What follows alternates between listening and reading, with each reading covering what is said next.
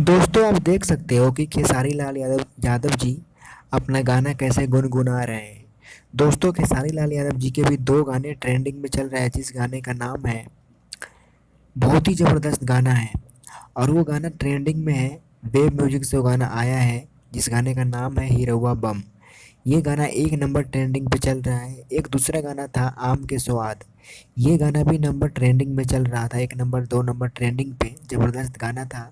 इसी दो गाने को खेसारी लाल यादव जी अपने खाली टाइम में बैठकर पूरे टीम के साथ में गाना गुनगुना रहे हैं। तो हमने सोचा चला आप लोगों को बता दिया जाए कि गाना किस प्रकार से गा रहे हैं और इंजॉय कर रहे हैं खेसारी लाल यादव जी। दोस्तों अगर वीडियो अच्छी लगे तो लाइक कीजिएगा और चैनल को सब्सक्राइब कीजिएगा, ताकि हम एक से बढ़ के एक वीडियो आपके लिए लेके आते रहें। बस आप लोग अपना प्यार और आशीर्वाद इसी तरीके से बना के रखें, जिससे कि हम आपके लिए वीडियो लेके आते रहें। Thank you.